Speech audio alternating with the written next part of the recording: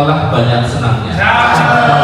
Disimak semua paparan, jangan masukkan untuk bertanya. Saya ingin menanyakan sebuah video untuk memperoleh gambarannya yang seadil-adilnya. Akhir kata, saya ucapkan terima kasih atas kehadiran rekan-rekan media dalam acara ini. Semoga kerjasama yang baik antara OJK dan media dapat terus terjalin serta memberikan manfaat yang besar bagi masyarakat dan stabilitas sektor keuangan di Indonesia, khususnya di wilayah Ciayu Mojokerto.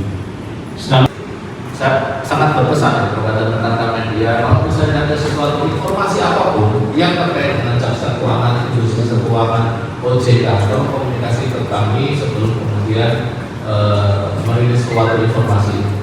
Pak Bobo suaranya yang keras nih ya. Cakep. Jalan-jalan ke Tanjung Benua. Cakep. Lari keliling satu putaran. Cakep. Semoga Bapak Ibu hadirin semua diberikan kesehatan dan kelancaran. Amin. Dan besok pagi kita lanjutkan olahraga, media update, dan kembali kita nanti akan mengunjungi sebuah desa EKI, ekosistem keuangan inklusif, yang mana itu adalah desa yang merupakan program kita di Kuningan, tim percepatan akses keuangan daerah. Jadi di situ ada pemerintah Kabupaten Kuningan, kemudian ada Indonesia Keuangan, ada juga Bank Indonesia, dan juga dikomandoi oleh OJK. Program EKI ini harapannya nanti bisa diliput oleh rekan-rekan media, dan kemudian harapannya bisa menjadi jendela informasi dan komunikasi bahwa kita sudah memiliki kontribusi yang positif bagi Kabupaten Kuningan. Nah, selanjutnya mohon maaf ya kalau misalnya dalam proses penyelenggaraan kegiatan ini ada yang kurang. Pak Irbun, sehat Pak Irbun? Sehat? Aman. Salam komando dulu. Salam komando. Karena kita dengan cara mengenal inilah kemudian muncul akrabannya. Nah, kemudian kita di selanjutnya kita bisa saling komunikasi lebih Banget. Saya akan masuk dari hal ini. Saya sebenarnya dipaksa bertanya sama teman-teman. Tapi sebenarnya saya tertarik dengan pernyataan Pak Umar bahwa terkait dengan Gaib. Ya. meski gaib, ternyata kan katakan dunia kripto kan memastikan sekitar 796 miliar. Nah, ada pertanyaan mendasar saya itu ketika kemudian kewenangan pengawasan kripto itu kan sebelumnya di Bapepti, lalu kemudian muncul undang-undang PPSK Januari 2023 dengan masa transisi 2 tahun. Artinya Januari 2025 sebelumnya kewenangan ada di OJK.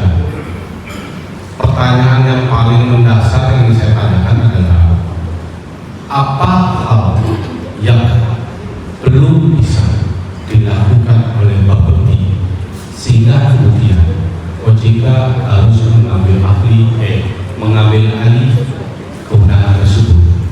Yang pertama. Yang kedua, ada sisi pendapatan dari dunia kripto yang sebelumnya dianggap abal-abal untuk sebagian orang, meski kemudian beri di lapangan. Larinya adalah kepada penghasilan pajak dari transaksi kripto itu sendiri. Karena sepengetahuan saya, pajak yang bisa diambil dari dunia kripto itu ada di market, seperti Indodax dan lain-lain.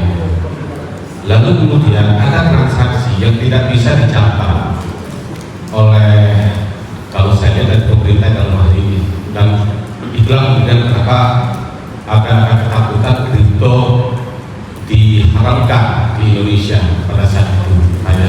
Kenapa? Karena banyak transaksi itu dilakukan melalui peer-to-peer dan itu sangat besar. Dengan saya ambil contoh, misalkan saya punya satu mobil harga 500 juta, kemudian pada saat itu harga Bitcoin 250 juta. Artinya saya hanya mengeluarkan 2 Bitcoin saja dengan tidak ada kewenangan atau pengawasan dari BI dalam hal ini. Nah, ketika sekarang OJK punya kewenangan untuk masuk ke situ, apa yang dibidik oleh OJK sehingga kemudian kripto berjalan bebas? Apakah ada batasan-batasan yang di BAPEPI yang tidak bisa dilakukan dan itu hanya bisa di OJK? Itu untuk sementara Pak. Terima kasih Pak. Oke. Mantap. Login ya. Saya hanya usul aja Pak, untuk keterbukaan informasi itu ada kaitannya dengan publikasi. Nah, publikasi itu alangkah lebih baiknya itu ada semacam apa ya? Ketika itu ada feedback semacam iklan. Aduh cocok.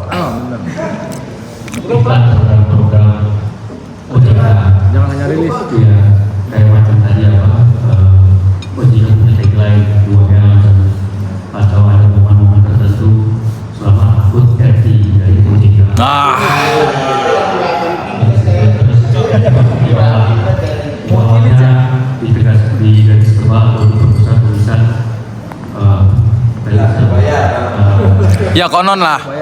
berantas pinjol ilegal. Ada. Bisa disisihkan ke situ Pak. Jadi jadi beberapa program itu bisa tersampaikan dengan lebih luas lagi. Terima kasih Pak. Iklannya di online orang Jawa. Hihi. Online dulu. Bagaimana solusi yang diberikan kepada OJK atas persoalan-persoalan tersebut, maksudnya laporan-laporan dari masyarakat apa gitu, ada datanya nggak? Terima kasih. Lanjut aja. Nyambung Pak. Nyambung Pak. Kita lanjutin. Hadiah voucher nanti. Pertanyaan saya begini, jadi satu media sosial itu kan masing-masing punya keunggulan masing-masing Pak ya, dari Facebook, kemudian Twitter atau X sekarang, atau Instagram, TikTok dan lain-lain.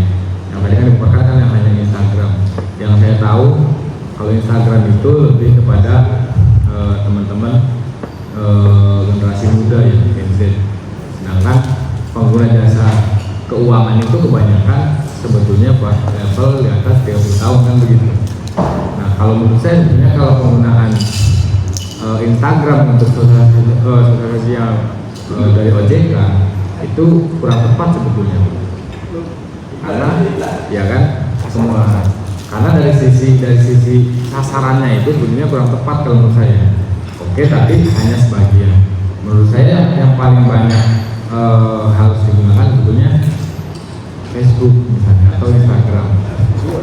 Nah, ya kan, karena kalau kita rata-rata sebetulnya secara demografi ya, kalau misalnya kita ini pengguna media sosial terbanyak, kalau kita misalnya pelaku usaha atau ibu-ibu rumah tangga atau lain sebagainya itu kebanyakan menggunakan Facebook. Yang memberikan keamanan kripto itu harus jawab siapa. Lalu Bapak dengan undang-undang perjalanan perdana ini dia menteri kripto sebagai komoditas. Dengan dia menteri dia sebagai komoditi, maka kripto itu menjadi pengawasan seperti. Nah, dalam undang-undang BPSK ternyata kripto ini sepertinya oleh pemerintah sebagai pemerakarsa undang-undang BPSK dengan DPR melihatnya seharusnya kripto itu mungkin tidak diterima sebagai komoditas. Karena OJK adalah pengawas sektor jasa keuangan, maka harusnya mungkin kripto itu nanti itu masuk OJK harusnya diterima sebagai instrumen, salah satu instrumen keuangan. Memang produk-produk di kripto yang kita kenal di seluruh dunia ini kan ribuan, ratusan dan ribuan ya, puluhan ribu. Nah, Bapak pun dalam proses pengawasannya itu dia tidak mengambil semua bentuk kripto. Dia hanya menyeleksi dan kemudian mengakui bahwa hanya 250 kripto pengawasan sehingga kemudian dalam prosesnya dia supaya tadi aspek perpajakan bisa dimasukkan ke negara kalau ada transaksi, maka Bapak itu kemudian set up namanya bursa kripto. dengan adanya bursa kripto itu, maka jual beli atas aset kripto yang 250 tadi itu akan terlihat proses perpindahannya, siapa pemiliknya, termasuk negara bisa hadir untuk mengenakan pajak atas transaksi tersebut. Nah, tentu dengan banyaknya aset kripto yang di luar sana, lebih dari yang Bapak sampaikan juga lebih ribuan ya, bukan puluhan ribu itu, tentu dengan kapasitas OJK, dengan pengalaman OJK, tentu nanti kita tentu pemerintah mengharapkan OJK mungkin jauh lebih komprehensif ya Pak ya untuk mengawasi kripto, karena OJK saat ini pun sudah banyak menangani proses-proses perdagangan, proses perdagangan saham, proses perdagangan SUR, proses perdagangan obligasi, lalu ada proses perdagangan usaha karbon tadi. Nah, dengan berbagai macam background pengalaman OJK itu, barangkali OJK punya sisi pemahaman mungkin yang lebih baik dalam mentreatment atau memperlakukan aset kripto ini.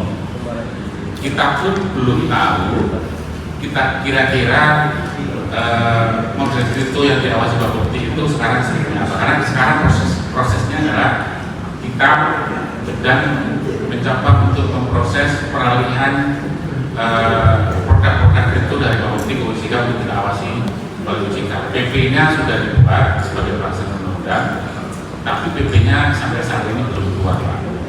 Padahal PP itu nanti mengamankan harus dibentuk tim transisi untuk mengalihkan kewenangan, mengalihkan produk, mengalihkan infrastruktur pengawasan termasuk mungkin bursanya dari Bapepti ke OJK. Apa yang sudah mereka ajukan pengawasannya, model pengawasannya seperti apa, dari sekian puluh ribu itu kenapa 250 yang diambil oleh Bapepti untuk diawasi, tentu itu nanti akan menjadi bagian kita melakukan kebijakan terkait pengawasan kripto itu ke depan, Pak. Paling tidak itu nanti memang ini tantangan beratnya adalah proses perpindahan transfer kewenangan dari Bapepti ke OJK ini. Undang-Undang BUSK mengamankan paling lambat 12 Januari. 12 Januari itu sebentar lagi, Pak. Tapi proses transfer pindah-pindahan rumah ini belum bisa jalan karena PP-nya belum ada. Ya memang yang kita takutkan itu gimana kalau PP-nya nggak terbit sampai 12 Januari. Kalau PP-nya nggak terbit sampai 12 Januari, ya OJK secara hukum langsung punya kewenangan untuk mengawasi kripto itu. Pada posisi pindah-pindahan ini belum jalan dengan baik, Pak, karena transisinya nggak ada. Yaitu bagaimanapun nanti tentu kita akan mengupayakan dengan semoga sih kita masih bisa waktu ini berpindah terbit dengan sedikitnya waktu kita masih ingin ada proses perpindahan yang sama-sama legal gitu Pak ya. Mereka melepaskan, kita menerima, kita tanya-tanya bagaimana itu, mereka mau masih ada kesempatan mereka bisa menjawab. Kalau 12 Januari itu PP-nya belum keluar, tentu kita akan menggunakan perspektif perlakuan kripto itu sesuai dengan pemikiran kita ya. Ya tentu nanti kita akan banyak cara untuk mempelajari apa yang sudah dilakukan oleh teman-teman Bapepti. Tapi paling tidak meskipun PP ini belum keluar, kita sudah komunikasi dengan teman-teman Bapepti dan mereka sebenarnya sudah mulai akan terbuka untuk nanti meskipun PP-nya yang keluar, proses perpindahan itu mereka tersedia untuk melakukan. Jadi harapannya kita dengan cara mengenal inilah kemudian muncul keakraban yang nanti kemudian kita juga selanjutnya kita bisa saling komunikasi lebih Cakep. sedikit lelah banyak senangnya. Disimak semua paparan, jangan masukkan untuk bertanya. Saya ingin menanyakan sebuah hal. Saya sangat berpesan kepada rekan-rekan media, kalau misalnya ada sesuatu informasi apapun yang terkait dengan jasa keuangan, industri keuangan, OJK, atau komunikasi ke kami sebelum kemudian merilis suatu informasi. Pak Bob suaranya yang keras nih ya. Cakep. Jalan-jalan ke Tanjung Benua. Cakep. Lari kami keliling satu putaran. Cakep. Semoga Bapak Ibu hadirin semua diberikan kesehatan dan kelancaran. Amin. Untuk memperoleh gambarannya yang seadil-adilnya. Akhir kata, saya ucapkan terima kasih atas kehadiran rekan-rekan media dalam acara ini. Semoga kerjasama yang baik antara OJK dan media dapat terus terjalin serta memberikan manfaat yang besar bagi masyarakat dan stabilitas sektor keuangan di Indonesia, khususnya di wilayah Cianjur Kuning. Dan besok pagi kita lanjutkan olahraga, naik di update, dan kembali kita nanti akan mengunjungi sebuah desa EKI, ekosistem keuangan inklusif, yang mana itu adalah desa yang merupakan program kita di Kuningan, tim percepatan akses keuangan daerah. Jadi di situ ada pemerintah Kabupaten Kuningan, kemudian ada Indonesia Keuangan, ada juga Bank Indonesia, dan juga dikomandoi oleh OJK. Program EKI ini harapannya nanti bisa diliput oleh rekan-rekan media, dan kemudian harapannya bisa menjadi jendela informasi dan komunikasi bahwa kita sudah memiliki kontribusi yang positif bagi Kabupaten Kuningan. Nah, selanjutnya mohon maaf ya kalau misalnya dalam proses penyelenggaraan kegiatan ini ada yang kurang. Pak Irbun, sehat Pak Irbun? Sehat? Aman. Salam komando dulu. Salam komando.